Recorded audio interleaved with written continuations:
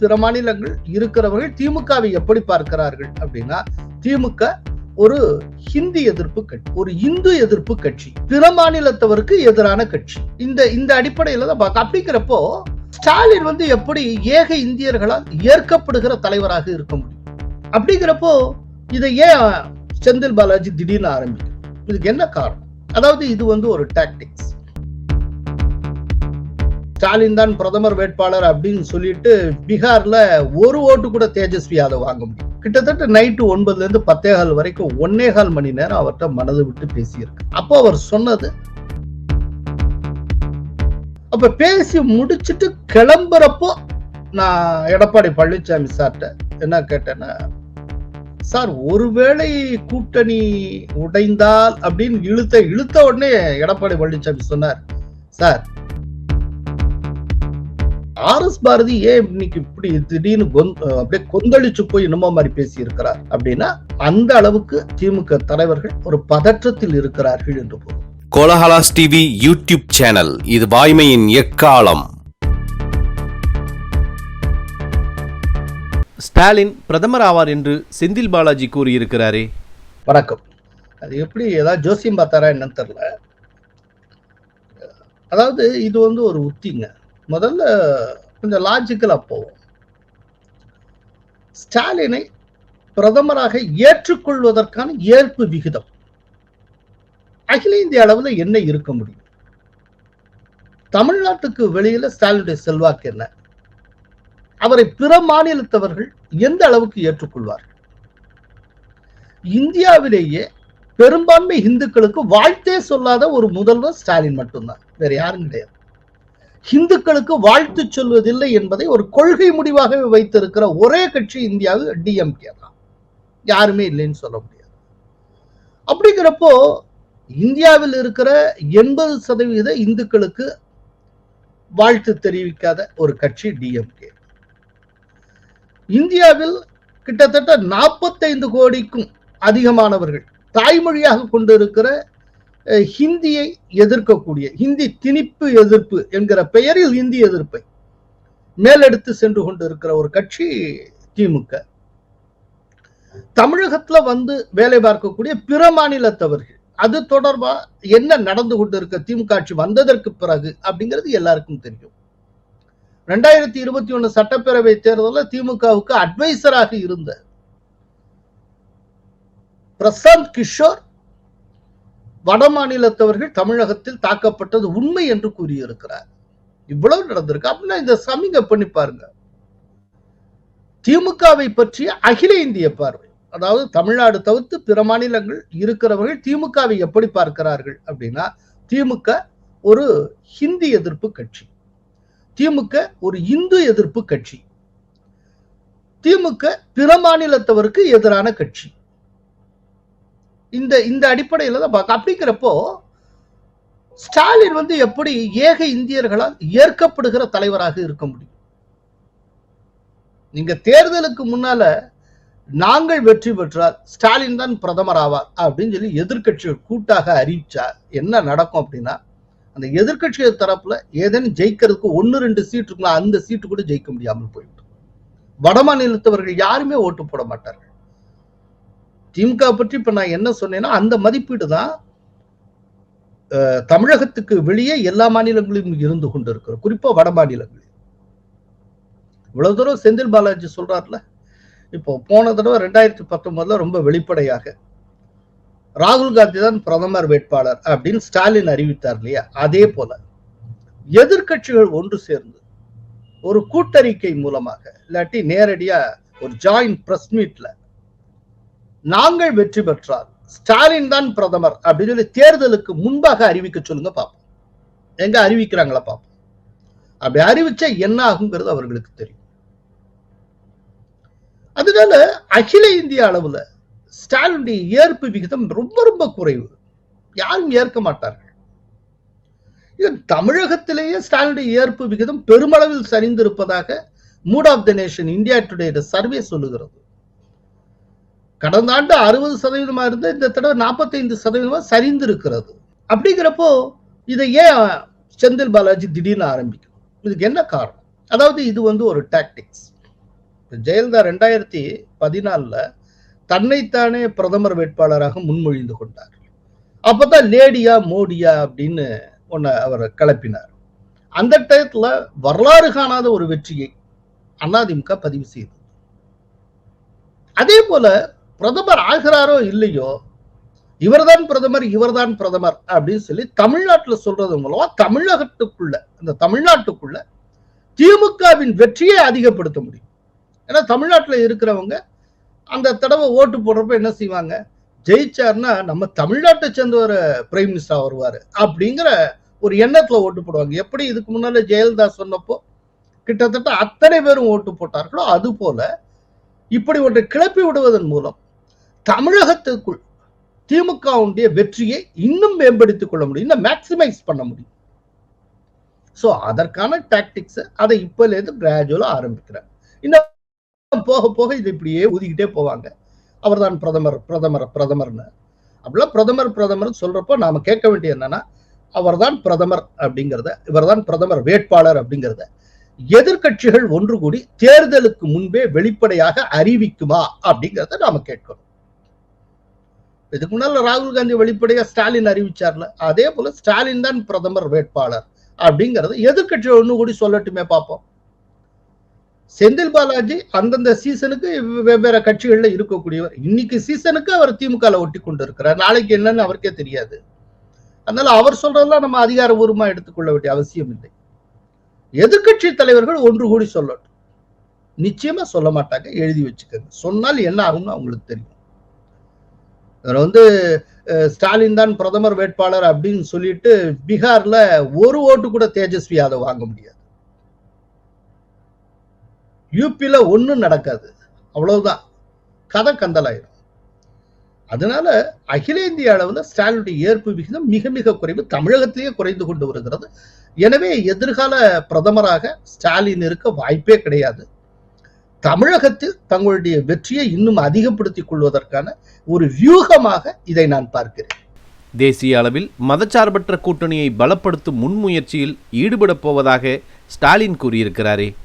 ஏற்கனவே பல பேர் ஈடுபட்டு கொண்டு இருக்கிறார்கள், யாரும் ஒன்றும் ஈடுபடாமலாம் இல்லை. காங்கிரஸ் அது ஒரு பக்கம், அது அந்த கூட்டணிக்கு தான் தலைமை ஏற்க வேண்டும் அப்படிங்கிற அடிப்படையில் அவங்க ஏதோ கூடிட்டு இருக்காங்க. கடந்த ஆண்டு கூட ரொம்ப பரபரப்பாக இருந்தது. டெல்லியில தலைவர்கள் மாறி மாறி மாறி சந்தித்துக் கொண்டார்கள். அதே போல காங்கிரஸ் பிஜேபி தவிர்த்த கூட்டணி ஒன்றை உருவாக்குவதற்கான முன்முயற்சியை ஒரு பக்கம் மம்தா பானர்ஜி தொடங்கி இருக்கிறார், இன்னொரு பக்கம் சந்திரசேகர் ராவ் தொடங்கி இருக்கிறார். ஆளாளுக்கு செய்து கொண்டு இருக்கிறார்கள்.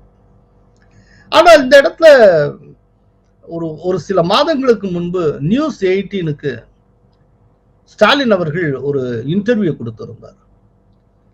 அப்போ இந்த மாதிரி ஒரு அகில இந்திய அளவுல எதிர்கட்சிகளை ஒன்று சேர்க்கக்கூடிய இந்த காரியங்களை எல்லாம் நீங்கள் செய்வீர்களா, முன்னெடுப்பீர்களா, இந்த மாதிரிலாம் இது பற்றி கேள்வி கேட்ட போது அதற்கு ஸ்டாலின் சொன்ன பதில், என் உயரம் எனக்கு தெரியும் என்று சொன்னார். இதற்கு முன்பு அவருடைய தந்தை சொன்ன பதில, அவர் தந்தை வேற ஒரு கான்டெக்ட்ல சொன்னார், அது 90ஸ்ல சொன்னார். அப்போ பல பிரதமர்கள் ஆண்டுக்கு ஒரு பிரதமர் என்று வந்து கொண்டிருந்த ஒரு காலகட்டத்தில் கலைஞர்கிட்ட கேட்டாங்க, நீங்க இந்த பிரதமர் ரேஸ்ல இருக்கீங்களா அப்படின்னு. அப்போ கலைஞர் சொன்னார், என் உயரம் எனக்கு தெரியும். அதே பதில இங்க நியூஸ் 18ல கார்த்திகை செல்வனுக்கு கொடுத்த பேட்டியில ஸ்டாலின் சொல்லியிருப்பார். அது இந்த கான்டெக்ட்ல தான் சொல்லியிருந்தார்.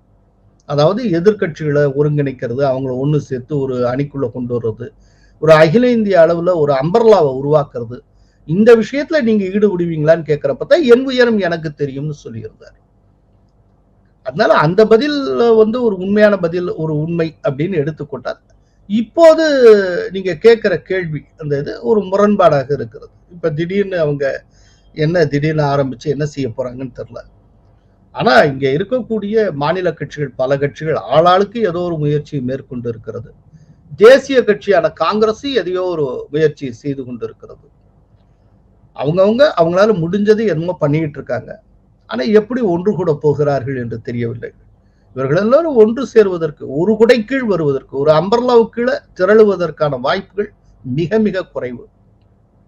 ஏன்னா காங்கிரஸோட எந்த காரணத்தை கொண்டும் மம்தா பானர்ஜி சமரசம் செய்து கொள்ள மாட்டார். அதே போல தெலுங்கானால பிஜேபியை எதிர்த்து அரசியல் செய்து கொண்டிருக்கிற சந்திரசேகர் ராவ் காங்கிரஸையும் எதிர்த்து தான் அங்க அரசியல் செய்கிறார். காங்கிரஸோட அவர் நட்பு பாராட்டவே முடியாது.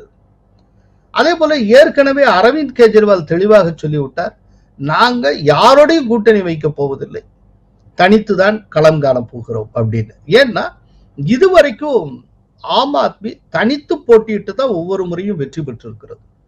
கூட்டணி சேர்ந்து ஆம் ஆத்மி கரைந்து போய்விடும். பஞ்சாப்ல அவங்க தனிச்சு தான் போட்டியிட்டாங்க, ஜெயிச்சாங்க. டெல்லியில தொடர்ந்து தனித்து தான் போட்டியிடுகிறார்கள், ஜெயிக்கிறார்கள். சோ ஒரு ட்ராக் தனிச்சு போட்டியிட்டால் வெற்றி பெறுவது அப்படிங்கிற ஒரு ட்ராக் ஒழுங்கா போயிட்டு இருக்கப்ப அதுல திடீர்னு ஒரு மாற்றத்தை ஏற்படுத்தி அந்த வெற்றிகளை குலைத்துக் கொள்வதற்கு அரவிந்த் கெஜ்ரிவால் தயாராக இல்லை. அவர் ஏற்கனவே அனௌன்ஸ் பண்ணிட்டார், யாரோடையும் கூட்டணி கிடையாது. அதனால எதிர்கட்சிகள் 8 திசையில் சிதறி இருக்கின்றன. ஆளாளுக்கு நாங்கள் செய்ய போகிறோம் என்று சொல்லுகிறார்கள். அந்த குரல்களில் ஒரு குரலாக ஸ்டாலினுடைய குரலை நாம் பார்க்கலாம். அவ்வளவு, அதுக்கு மேல இதுல பெருசா எதுவும் கிடையாது. அதிமுக பாஜக கூட்டணி தொடரும் என நீங்கள் கணித்தது சரியாகி இருக்கிறதே. அதாவது இந்த இடத்துல இத்தனை நாள் சொல்லாத ஒரு விஷயத்தை நான் சொல்ல விரும்புறேன். இந்த மாதம் 7ஆம் தேதி இரவு முன்னாள் முதல்வரும் அதிமுகவுடைய இடைக்கால பொதுச் செயலாளருமான எடப்பாடி பழனிசாமி அவர்களை நான் சந்திச்சதுடைய நோக்கம் எந்த ஒரு காரணத்தை கொண்டும் சின்ன சின்ன மோதல்கள் அது இது காரணத்தை கொண்டு கூட்டணி அது பிஜேபி அதிமுக கூட்டணி சிதைந்து விடக்கூடாது. ரொம்ப ரொம்ப முக்கியம், எதிர்க்கப்பட வேண்டிய பொது எதிரி யார் என்பது. ஏடிஎம்கேக்கும் பிஜேபிக்கும் இடையில் ஏற்படக்கூடிய அந்த உரசலால பொது எதிரியான டிஎம்கே நன்மை அடைந்து விடக்கூடாது. இதை என்னளவுல ஒரு தனிநபராக ஒரு பத்திரிகையாளனாக வலியுறுத்தும் பொருட்டு நான் எடப்பாடி பழனிசாமி அவர்களை சந்தித்தேன். அப்போ எடப்பாடி பழனிசாமி அவர்கள் ரொம்ப தெளிவா என்கிட்ட சொன்னது, சார் 2024 தேர்தல்ங்கிறது இந்தியாவுக்கான தேர்தல். இந்தியாவை பொறுத்தளவுல இந்திரா காந்திக்கு பிறகு நமக்கு கிடைத்திருக்கிற ஒரு வலிமையான தலைவர் மோடி தான். அதனால மோடி ஐயா பின்னால் தான் நம்ம நிக்க போறோம். அவர் பேரை சொல்லித்தான் நம்ம ஓட்டு கேட்க போறோம். அதனால மோடிக்கு பின்னால் தான் நாங்க அணிவகுத்து நிற்போம். எங்களுக்கும் பிஜேபி அகில இந்திய தலைமைக்கு இடையில் நல்ல நட்புறவு இருக்கிறது, எந்த குழப்பமும் இல்லை. அதனால இந்த கூட்டணி நீடிக்கும், ஒரு பிரச்சனையும் கிடையாது அப்படின்னு அவர் சொன்னார். அப்போ நான் கேட்டேன், நீங்க இந்த மாதிரி சுப்ரீம் கோர்ட்ல உங்களுக்கு சாதகமா தீர்ப்பு வந்ததுமே உடனே உங்களை பாராட்டி வாழ்த்து தெரிவித்து திருமாவளவன் அறிக்கை வெளியிட்டார். இதெல்லாம் பார்த்துட்டு பல பேர் கொஞ்சம் கொஞ்சமா அதிமுகவை நோக்கி நகர்கிறார், பாட்டாளி மக்கள் கட்சி டிஎம்கே நோக்கி நகர்கிறது, அதனால திருமாவும் காங்கிரஸும் அதிமுகவை நோக்கி நகர்கின்றன அப்படின்னு ஆளாளுக்கு ஒரு கணக்கு சொல்றாங்களே, உண்மையில என்ன சார் அப்படின்னு நான் கேட்டேன். ஏன்னா நானும் எடப்பாடி பழனிசாமி அவர்கள் பேசிக்கொண்டதும் வேற யாருமே கிடையாது, நாங்க 2 பேர் தான். கிட்டத்தட்ட நைட்டு 9ல இருந்து 10:15 வரைக்கும் 1.25 மணி நேரம் அவர்கிட்ட மனது விட்டு பேசி இருக்கிறேன். அப்போ அவர் சொன்னது, சார் இதெல்லாம் ஆளாளுக்கு மீடியாக்கள் நோக்கம் போல கிளப்பி விடுறாங்க சார், இது எதுலயும் உண்மை இல்லை, நாங்க உறுதியா இருக்கோம், பிஜேபியோட தான் கூட்டணி, இதுல மாத்தி பேசுறதுக்கு எதுவும் இல்லை, இதுல ரொம்ப தெளிவா இருக்கும். இந்த விஷயத்த பிஜேபியோட மேலிடத்துல எப்பயோ சொல்லியாச்சு, அவங்களுக்கு நல்லா தெரியும். சோ எந்த குழப்பமும் இல்லை சார். அதனால இந்த கூட்டணியில எந்த இதுவும் இல்லை, மாற்றம் இல்லை. வேணும்னா இந்த கூட்டணியை வலிமைப்படுத்த புதிய கட்சிகள், நம்ம இணக்கமா இருக்கக்கூடிய கட்சிகளை கொண்டு வர்றதுக்கு ஒரு ஐடியா இருக்கு, பேசிக்கிட்டு இருக்கோம். மற்றபடி இப்ப இருக்கிற கூட்டணியில மாற்றம் கிடையாது, மோடிக்கு பின்னால் தான் நாங்க அணிவகுத்து நிற்போம் அப்படின்னு எடப்பாடி பழனிசாமி ரொம்ப தெளிவாக சொன்னார். அப்ப பேசி முடிச்சுட்டு கிளம்புறப்போ நான் எடப்பாடி பழனிசாமி சார்ட்ட என்ன கேட்டேன்னா, சார் ஒருவேளை கூட்டணி உடைந்தால் அப்படின்னு இழுத்த உடனே எடப்பாடி பழனிசாமி சொன்னார், சார் அப்படிலாம் சொல்லவே சொல்லாங்க சார், இது உடையாது சார், ஏன் சார் உடையணும், உடையறதுக்கு வாய்ப்பே இல்லை சார், இது உடையாது சார் அப்படின்னார். சோ அதிமுக பிஜேபி கூட்டணி உடையாது என்கிற உத்தரவாதத்தோட இந்த மாசம் 7ஆம் தேதி இரவு நான் எடப்பாடி பழனிசாமி அவர்களுடைய சென்னை இல்லத்திலிருந்து வெளியே வந்தேன். அதற்கு அடுத்த நாள் ஏன்ட்ட எடப்பாடி பழனிசாமி அவர்கள் என்ன சொன்னாரோ அதை வந்து பிரஸ் மீட்ல வச்சு ஜெயக்குமார் சொன்னார் 8ஆம் தேதி இந்த கூட்டணி தொடரும். இப்போ கூட்டணி பொறுத்தவரையில் தொடருது. அதாவது வந்து அகில இந்திய ரீதியில் வந்து தேசிய ஜனநாயக கூட்டணி, தமிழ்நாட்டை பொறுத்தவரை அனைத்து இந்திய அண்ணா திராவிட முன்னேற்ற கழக தலைமையிலான கூட்டணி இது வந்து தொடரும். அதுக்கப்புறம் இப்ப ரீசெண்டா அதே விஷயத்த KP முனுசாமி எதிரொலித்து இருக்கிறார். அதே போல சி பொன்னையன் ஒரு தொலைக்காட்சியில, பிரபல தொலைக்காட்சியில் அதே லைன்ல தான் பேசி இருக்கிறார். அதனால இந்த கூட்டணி தொடரும் என்பதுல அதிமுக ரொம்ப உறுதியாக இருக்கிறது. அதிமுக தலைமை உறுதியாக இருக்கிறது. அதே போல்தான் பிஜேபியும் இருக்கும். சில நேரத்தில் அந்த கூட்டணி கட்சிகளுக்குள்ள சின்ன சின்ன தள்ளுமுள்ளு இருக்கும், ஒருத்தருக்கு ஒருத்தர் இது பண்றது இருக்கலாம், சில இருக்கிங் ஃபேக்டர்ஸ் இருக்கலாம். இதை அவங்களுக்குள்ள பேசி சரி பண்ணி கொள்ள முடியும். இல்லாட்டி கால வெள்ளத்தில் அதுவே சரியாகும். அது வந்து ஒரு பெரிய, அது வந்து கூட்டணிங்கிற ஒரு மிகப்பெரிய விஷயத்தை தீர்மானிக்கக்கூடிய ஒரு ஃபேக்டரா எப்போதுமே இருக்காது. ஆனால் அது கூட்டணியை தீர்மானிக்கக்கூடிய ஃபேக்டராக இருக்குமோ அப்படிங்கிற ஒரு தோற்றத்தை அப்பப்போ உருவாகும். அது வெறும் தோற்றம், அதுக்கு மேல எதுவும் இல்லை. ஆனா இதே நேரத்துல என்னன்னா, இப்போ KP முனுசாமியோ இல்லாட்டி மற்றவர்களோ சொல்லுவதை அதிமுகவின் பலவீனம் போல யாரும் புரிந்து கொண்டு விடக்கூடாது. அதிமுகவினுடைய பைலாஸை படிச்சு பாத்தீங்கன்னா அது 2வது பைலான்னு நினைக்கிறேன். முழுக்க முழுக்க தேசியம் பற்றி பேசியிருப்பார்கள். அதிமுகவுடைய பைலாஸ்ல 2வது விதி அது என்ன சொல்கிறது அப்படிங்கறத நான் அப்படியே வாசிக்கிறேன். அனைத்து இந்திய அண்ணா திராவிட முன்னேற்ற கழகம் சட்டப்படி உருவாக்கப்பட்டுள்ள இந்திய அரசமைப்பு சட்டத்திற்கும் சமத்துவம், மதசார்பின்மை, மக்களாட்சி முறை ஆகிய கொள்கைகளுக்கும் உண்மையான நம்பிக்கையும் விசுவாசமும் உடையதாக இருப்பதோடு இந்திய நாட்டின் இறையாண்மையையும் ஒற்றுமையும் ஒருமைப்பாட்டையும் பேணி பாதுகாக்கும். இதுதான் ஏடிஎம்கே பைலாஸினுடைய 2வது விதி. 100% ஒரு தேசியத்தை பேணக்கூடிய கொள்கையோட எம்ஜிஆரால் கட்டமைக்கப்பட்டது ஏடிஎம்கே. அதனால தான் இந்த திராவிட இயக்க பாரம்பரியத்தில் வந்த கட்சிகள்லயே அதிமுக ஒரு தேசிய பார்வையோட திகழ்ந்தது. அதற்கேற்றபடியே அவர் அந்த கட்சியுடைய பெயருக்கு முன்னாலே அனைத்து இந்திய அப்படிங்கிற பிரிஃபிக்ஸை கொண்டு வந்தார். அதன் மூலமாக தேசிய நீரோட்டத்துல அவர் கலந்தார். அதற்கு பிறகு வந்த ஜெயலலிதா இன்னும் அதிகமாக இந்துத்துவவை நோக்கி ஓரளவுக்கு இந்த கட்சியை நடத்தி சென்றார். சட்டப்பேரவையில வச்சு ஜெயலலிதா என்னுடைய கட்சி தொண்டர்களை அயோத்தி கரசேவைக்கு அனுப்புவேன் என்று கூறினார். அவர் சிஎம்ஆ இருக்கிறப்போ ஒரு டயத்துல டெல்லிக்கு போகிறார். அங்க வந்து டெவலப்மெண்ட் கவுன்சில் மீட்டிங்கு. அப்போ ஜெயலலிதா கேள்வி கேட்கிறாங்க, என்னங்க அயோத்தியால ராமர் கோயில் கட்ட போறோம்னு சொல்றாங்களே அப்படின்னு. அப்ப ஜெயலலிதா ரொம்ப ஆவேசமாக கோபமாக கேட்டார், அயோத்தியால ராமருக்கு கோயில் கட்டல, வேற எங்க கட்டுறது அப்படின்னு. இந்த டோன்ல பேசின ஒரு திராவிட அரசியல் கட்சி தலைவரை நாம் பார்த்திருக்கவே முடியாது. சேது சமுத்திரம் ப்ராஜெக்டுக்கு எதிராக நேரடியாக வழக்கு தொடுத்தவர், உச்ச நீதிமன்றத்தில் வழக்கு தொடுத்தவர் ஜெயலலிதா. மதமாற்ற தடை சட்டத்தை அவர் தான் கொண்டு வந்தார். இதுக்கு முன்னால எம்ஜிஆர் காலத்திலேயே வேணுகோபால், நீதிபதி வேணுகோபால் கமிஷன் வந்து மதமாற்ற தடை சட்டத்தை கொண்டு வரணும்னு சொல்லி அது கூறியது. ஆனால் கொண்டு வரல. அதை கொண்டு வந்தவர் ஜெயலலிதா. ஆனா அதற்கு பிறகு லோக்சபா எலெக்ஷன்ல படுதோல்வி அடைந்தது அதிமுக. அதை தொடர்ந்து அவர் கொண்டு வந்த சட்டங்களை எல்லாம் ஜெயலலிதா இங்க இருக்க அந்த லோக்கல் கம்பல்ஷன்ஸ் அவர் திரும்ப பெற்றார். அதுல மதமாற்ற தடை சட்டமும் திரும்ப பெறப்பட்டது. ஆனால் அதை கொண்டு வந்து ஜெயலலிதா. அதனால ஒரு விதமா இந்துத்துவம் தேசியம் கலந்திருக்கக்கூடிய ஒரு கட்சியாக ஏடிஎம்கே இருக்கிறது. எனவே பிஜேபியினுடைய ஒரு நேச்சுரல் அலை அப்படின்னு சொன்னால் அது அதிமுகவாகத்தான் இருக்கும்.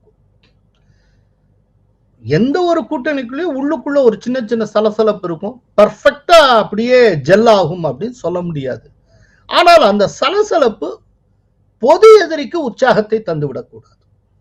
அதுல ரொம்ப கவனமா இருக்கணும். பொது எதிரிய தாக்க வேண்டிய, பொது எதிரிய குறிவைக்க வேண்டிய டயத்துல ஃபுல்லா கூட்டணிக்குள்ளேயே இருக்கிற நண்பர்களை ஒருவருக்கு ஒருவர் குறிவைத்துக் கொண்டிருந்தால் பொது எதிரி வாழ்வாங்கு வாழ்ந்து கொண்டிருப்பார். அதற்கு இடம் கொடுத்து விடக்கூடாது. அந்த ஒரு பொறுப்புணர்வு 2 தரப்புல எல்லோருக்குமே இருக்கணும். சோ ஏடிஎம்கே பொறுத்தளவுல என்னிடம் தனிப்பட்ட முறையில எடப்பாடி பழனிசாமி அவர்கள் என்னென்ன கூறினாரோ அதைத்தான் இப்போதும் இன்னைக்கு வரைக்கும் தொடர்ந்து அந்த கட்சி பிரதிபலித்து கொண்டிருக்கிறது. பொதுவா நான் எந்த ஒரு தலைவரை மீட் பண்ணாலும் அந்த மீட் பண்ண தொடர்பான புகைப்படங்களை சமூக ஊடகங்களில் போடுவது, இல்லாட்டி நான் இன்னாரை மீட் பண்ணேங்கிறத ஒரு டிக்ளேர் பண்ணிட்டு அதை வச்சுட்டு ஒரு காணொலியாக வெளியிடுவதோ மற்றதோ எப்போதுமே பண்ணிக்கிறது இல்லை. தேவையான சந்தர்ப்பங்கள்ல ஒரு மேற்கோளாக காட்டுவதற்கு மட்டுமே எப்போதுமே அதை பயன்படுத்தி வந்திருக்கேன்.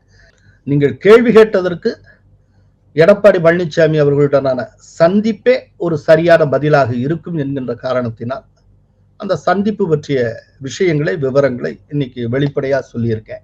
ஏற்கனவே நான் ஜேவிசி ஸ்ரீராமோட பேசிட்டு இருந்தப்போ அந்த காணொலி நீங்க பார்த்திருப்பீங்க. ஒரு முக்கியமான விஷயத்த சொல்லியிருந்தேன். டைம்ஸ் நவ் தொலைக்காட்சியினுடைய எடிட்டோரியல் போர்டுல ஸ்பெஷல் இன்வைட்டியாக பங்கேற்ற ஒரு கருத்து கணிப்பு நிபுணர், அவர் ஆல் இண்டியா ரெப்யூட்டட் நம்பர் 1. அவர் சொல்லுறப்போ இப்ப இருக்கிற சூழ்நிலையில தமிழ்நாட்டில் 18 to 20 தொகுதிகள் வரை, மக்களவை தொகுதிகள் வரை ஏடிஎம்கே பிஜேபி கூட்டணி வெல்லும் என்று கூறியிருந்தார். இதை நான் அப்ப சுட்டி காட்டியிருந்தேன். இப்ப 2 நாளைக்கு முன்னால ஒரு மிகப்பெரிய ஆங்கில வார ஏடு, அதனுடைய ரொம்ப சீனியர் கரஸ்பாண்டன்ட், அவர் என்கிட்ட பேசுறப்போ அவர் சொல்லுகிறார், தமிழ்நாட்டில் கிரவுண்ட் லெவல்ல திமுக ஆட்சிக்கு எதிரான ஒரு அதிருப்தி பயங்கரமா சொல்லாயிட்டு இருக்கு சார். ரொம்ப கண்ணுக்கு முன்னால அந்த அதிருப்தி தெரிகிறது. இந்த அதிருப்தி இப்படியே ஒரு குரூம் ஆகிட்டே போச்சு அப்படின்னா 2024 மக்களவை தேர்தலில் டிஎம்கே ரொம்ப மோசமான தோல்வியை தழுவும். அதற்கு நிறைய வாய்ப்புகள் உண்டு. நீங்க இந்த ஈரோடு இடைத்தேர்தல் அதெல்லாம் வச்சு எதுவும் பேசாங்க, அது எப்படி வந்த வெற்றின்னு எல்லாருக்கும் தெரியும். பட் கிரவுண்ட் ரியாலிட்டி வேற விதமா இருக்கு சார் அப்படின்னு அவங்க என்னிடம் சொன்னார்கள். ஸோ அதனால 2024 ஏடிஎம்கே பிஜேபி கூட்டணிக்கு வெற்றி வாய்ப்பு ரொம்ப பிரகாசமாக இருக்கிறது. இந்த பிரகாசமான வெற்றி வாய்ப்பை அவர்களாக கெடுத்து கொண்டால் தான் உண்டு, டிஎம்கேயால கெடுத்துக்க முடியாது. சோ இதை அவங்களுக்குள்ள அடிச்சுட்டு இந்த வெற்றி வாய்ப்பை அவர்கள் கோட்டை விட்டு விடக்கூடாது. அதுதான் என்னுடைய ஆசை. மோடி 3வது முறையாக பிரதமராக வேண்டும். நேருனுடைய சாதனையை, அதாவது தொடர்ந்து 3 முறையாக பிரதமராக வந்த சாதனையை, நேரு செய்த சாதனையை மோடி சமன் செய்ய வேண்டும். இதையெல்லாம் நாம பார்க்கணும். இதுதான் நம்முடைய ஆசை. அதே போல ஒரு கணிசமான அளவுக்கு தமிழ்நாட்டிலிருந்து நிறைய எம்பிஸ், நம்ம பிஜேபி வலதுசாரி எம்பிக்கள் டெல்லிக்கு போகணும். இதெல்லாம் நமக்கு ஆசை. இதெல்லாம் ஒரு சரியான வலுவான கூட்டணி இருந்தால் மட்டுமே சாத்தியம். இன்றைக்கு டிஎம்கேக்கு எதிரான ஒரு கடுமையான அதிருப்தி இருக்கிறது. அந்த அதிருப்தியை அறுவடை செய்யக்கூடிய இடத்தில் அதிமுக பிஜேபி கூட்டணி இருக்க வேண்டும். இவங்க அறுவடை செய்யற நேரத்துல இவங்களுக்குள்ள அடிச்சுக்கிட்டு இருந்தாங்கன்னா அது வேற யாராவது அறுவடை செஞ்சுட்டு போயிடுவாங்க, இல்லாட்டி மாடு மேய்ஞ்சிட்டு போயிடும். அதை பார்த்துக்க. ஒரு பாஜக தொண்டன் கூட உயிரோடு இருக்க மாட்டான் என பேசியிருக்கிறாரே RS பாரதி. அதாவது பொதுக்கூட்டம் ஒன்றில் பேசி இருக்கக்கூடிய RS பாரதி இப்போது இருக்கிற திமுக அரசை அகற்ற வேண்டும் என்பதற்கு துடியாக துடித்துக் கொண்டிருக்கிறார்கள். இந்த ஆட்சி பதவி நீக்கம் செய்யப்பட்டால் ஒரு பிஜேபி தொண்டன் கூட உயிரோடு இருக்க மாட்டான் என்று நான் கூறவில்லை, மக்கள் பேசிக் கொள்ளுகிறார்கள் என்று RS பாரதி கூறியிருக்கிறார். இன்றைக்கு இந்த ஆட்சி மீது கை வைத்தால் தமிழ்நாட்டிலே ஒரு பிஜேபி காரன் கூட உயிரோடு இருக்க மாட்டான் என்பதை மட்டும் மக்கள் சொல்லுகிறார்கள், நான் சொல்லவில்லை. இவ்வாறு அவர் பேசுகிற காட்சியை கூட அண்ணாமலை அவர்கள் பதிவிட்டு இருக்கிறார். இந்த காட்சியை அவரே பதிவிட்டு இருக்கிறார். சோ எல்லோருக்கும் தெரிய வந்த ஒரு விஷயம். ஏற்கனவே இதே RS பாரதி மீடியா பர்சன்ஸை மும்பை சிவப்பு விளக்கு பகுதியை சார்ந்த பெண்களுக்கு சமமானவர்களாக ஒப்பிட்டு பேசியிருக்கிறார். டிவி காரங்க இருக்காங்க பாருங்க, அவனுக்கு மாதிரி உலகத்திலே அயோக்கியனி அவனுக்கு கிடையாது. ஓப்பனா சொல்றேன், பம்பாரில் இருக்கிற ரெட் லைட் ஏரியா மாதிரி நடத்துறாங்க கம்பெனி. காசு வருதுன்ற காரணத்துக்காக எதெல்லாம் தலைப்பு. சோ இவ்விதமாக பேசுவதில் RS பாரதி ஒரு வல்லுனர். அது வந்து எல்லோருக்கும் தெரியும். ஆனா இன்னைக்கு ஆர்எஸ் பாரதி திடீர்னு இத பத்தி ஏன் இவ்வளவு பேசுறாங்க அப்படின்னா, அது ரொம்ப சிம்பிள். அதுல அதே போல பிஜேபி தொண்டர்களுடைய உயிருக்கே அச்சுறுத்தல் ஏற்பட்டு விடுமா, ஆபத்து ஏற்பட்டு விடுமான்னு நம்ம யோசிக்க தேவையில்லை. அப்படிலாம் ஒண்ணு ஏற்பட்டுறாது. பட் ஆர்எஸ் பாரதி ஏன் இன்னைக்கு இப்படி திடீர்னு அப்படியே கொந்தளிச்சு போய் என்னமோ மாதிரி பேசி இருக்கிறார் அப்படின்னா, அந்த அளவுக்கு திமுக தலைவர்கள் ஒரு பதற்றத்தில் இருக்கிறார்கள் என்று பொருள். ஏன்னா தொடர்ந்து நெகட்டிவா நிறைய விஷயங்கள் போய்கொண்டே இருக்கிறது. இந்த ஆட்சி வந்ததுல இருந்து ஒன்றிய அரசுன்னாங்க, அதுக்கப்புறம் கவர்னருடைய உரையிலேயே ஜெய்ஹிந்த் இல்லாமல் முடித்தார்கள். திடீர்னு வட இந்தியர்கள் தமிழகத்தில் தாக்கப்படுவதான தகவல்கள் வருகிறது. அது பொய், அப்படிலாம் கிடையாதுன்னு சொல்லி டிஜிபி சொல்லுகிறார். ஆனால் திமுகவுக்கு அட்வைசராக இருந்த பிரசாந்த் கிஷோர் அது உண்மை, நடந்தது உண்மை என்று சொல்லுகிறார். டிஜிபி சொன்னதுல கூட குறிப்பிட்ட 2 வீடியோக்களை மட்டும்தான் டிஜிபி மறுத்திருக்கிறாரே ஒழிய எல்லா வீடியோக்களையும் அல்ல. உண்மையான வீடியோக்களை நான் வெளியிடுவேன் என்று பிரசாந்த் கிஷோர் சொல்லுகிறார். இது தொடர்பான ஏராளமான விஷயங்கள் தேசிய அளவில் ஆங்கில காட்சி ஊடகங்களால் முன்னெடுக்கப்படுகின்றன. சோ அகில இந்திய அளவுல வந்து திமுக மற்றும் திமுக ஆட்சி இதன் மீதான பெயர் ரொம்ப கெட்டு போயிருக்கிறது. நற்பெயர் இல்லை. அதனால என்ன வேண்டுமானாலும் எப்போது வேணா நடந்து விடுமோ அப்படிங்கிற ஒரு பதற்றம் திமுக தலைவர்களிடம் இருக்கிறது. அதைத்தான் ஆர்எஸ் பாரதியினுடைய இந்த பேச்சு நமக்கு உணர்த்துகிறது. ஏன்னா கொஞ்சம் கொஞ்சமா இந்திய ஒருமைப்பாட்டுக்கு எதிரான ஒரு கட்சியாகவும் ஆட்சியாகவும் இது மாறிக்கொண்டிருக்கிறதோ அப்படிங்கிற சந்தேகம் ஆர்எஸ் பாரதி ஸ்டைலே சொல்றதுன்னா எனக்கு ஏற்படவில்லை, தேசிய அளவிலான பல்வேறு ஊடகங்களுக்கு ஏற்பட்டு இருக்கிறது.